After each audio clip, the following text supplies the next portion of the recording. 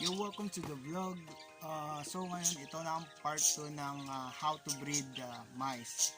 Okay, so nung part 1 na-discuss ko yung isang technique ko sa pag-breed ng mice, yung 1 male at 3 females. So ngayon naman i-discuss ko yung sa colony, yung sa malaking bin, no? So medyo komplikado dito yung breeding, pero syempre mas makakatipid ka kasi imagine mo 30 females, manganganak yun. So ang magagastos mo lang doon is yung malaking bin. Makakatipid ka na sa pera, sa space, maganda yung ganong setup. Para sa akin lang, syempre ako, mass produce ako. Ang pininoproduce ko thousands every month, kaya sa akin mas profitable siya.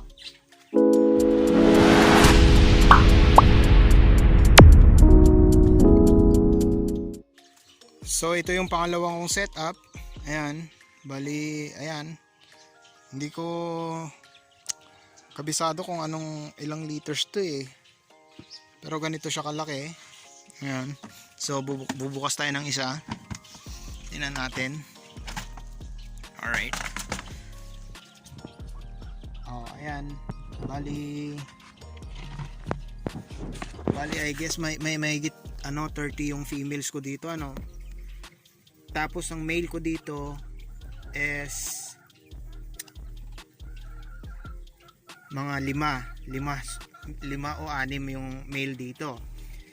So, alam natin ang mga mice, pwede ang mga mice, ang mga babae pwede sila nang sama-sama isang bin kasi hindi sila mag-aaway basta sabay-sabay silang lumaki, So kung kumuha ka rin ng mga adult na females tapos bigla mo silang mga adult na yun tapos nilagay mo sila sa isang bin o kaya may hinalo ka na ibang females, mag-aaway-aaway yun, magpapatayan din yun. Pero hindi naman lahat kasi may mga mababait din na females. Pero ang mga lalaki talagang magpapatayan yan. Kaya ang ginagawa ko, ganito yan. So maglalagay muna ako ng isang male dyan, tapos puro females na lahat. Isang male lang, puro females na lahat. Tapos ang magiging anak nila, syempre magkakaanak yun, di ba? Okay lang naman ang inbreeding sa mga mice hindi naman sila masyadong apektado sa inbreeding.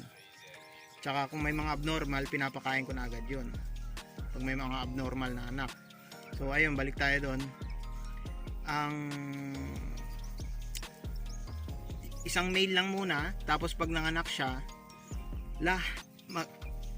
tatanggalin ko na yon yung yung male na isa, tatanggalin ko na yon kasi once na lumaki yung mga anak niya lumaki yung mga anak niyang lalaki, papatayin niya na yon, aawayin niya na yon, bubulihin niya na yon kasi syempre ang gusto niya siya lang ang mag-breed. So ang gagawin ko, tatanggalin ko yon kasi hindi niya naman kayang hindi niya naman kayang buntisin yung 30 So ang mabubuntis niya lang doon mga 10 o wala pang 10. So sayang kasi hindi manganganak lahat ng mga females mo. Sayang yung space mo, tsaka mababaog yun. Nasubukan ko na yan based on my experience. Nababaog yung male pag maraming females. Hindi na talaga nanganganak, hindi na nagbubuntis yung mga female. Kaya ang ginagawa ko, tinatanggal ko yung pinaka matandang male, yung tatay nila, tatanggalin ko na yun, tapos mag-iiwan ako ng 6 na magkakapatid na lalaki. May chance pa rin na mag-away yun, pero medyo mababa na. So kung mag-away man sila, kung may mambuli man, tatanggalin ko yung bully doon. Pero this time dito sa mga to, marami akong male dito. So tingnan natin Ayan guys, nagpapadede sila. Ayan, papadede pala sila ngayon. Ayan. Maraming nagsasabi na hindi daw pwede pagsamasamahin yung mga male na mice, pero nung nakala ko ganun din kasi talagang pag pinagsama ko yung mga lalaking mice, nag-aaway talaga sila. Pero pag magkakapatid sila o kaya naman na sabay silang lumaki, magbuhat nung maliliit sila, hindi naman may possibility na hindi sila mag-aaway kahit na mga adult na sila, kasi syempre magkakilala sila. Ayan, napakadami, ano, isang cage lang to. Oh. So grabe ang matitipid mo sa space compare doon sa bin na tagtatatlo ang ano, lalo pag medyo kailangan mo marami kang ma-produce kasi maraming orders, ganun.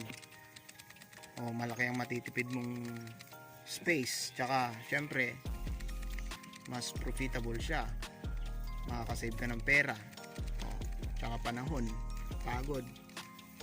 So titingnan naman natin yung mga ibang bin natin, ano. Ito ito rin. Ayan, may mga baby din sila, oh. Ayan, dami. Ayan, kahit hindi nila anak, oh, tingnan nyo, inaalagaan nila.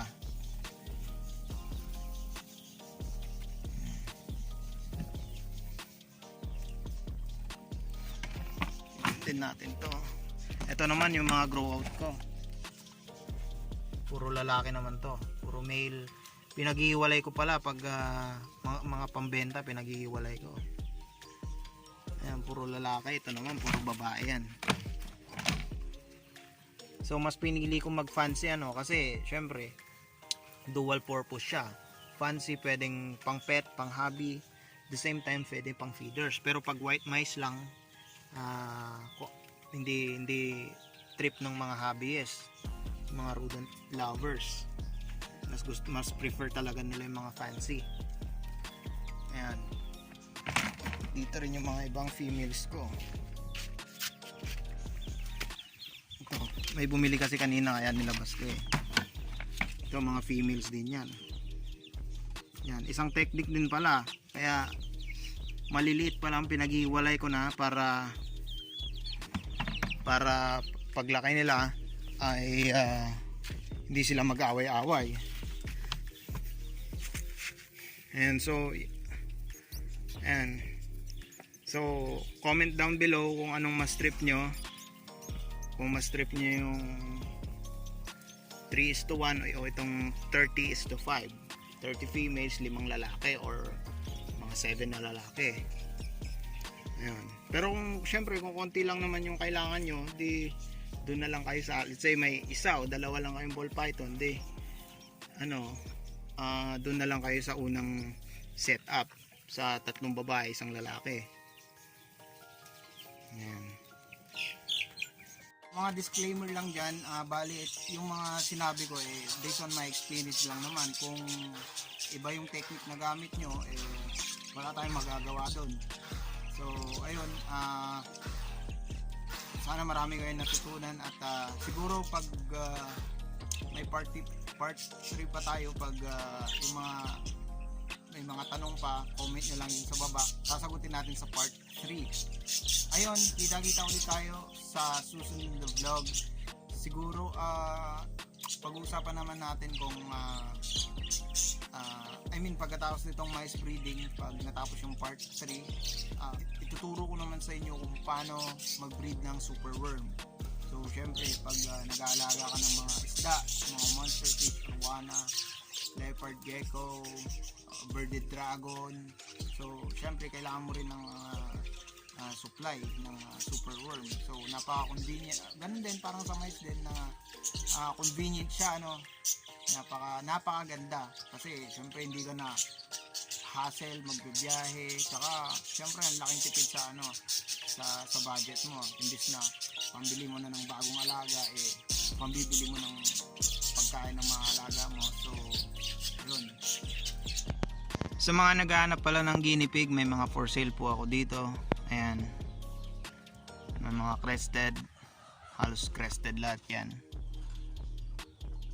Ayan.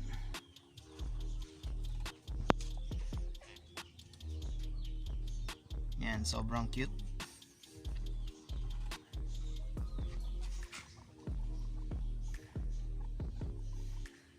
Alright guys, see you on my next vlog.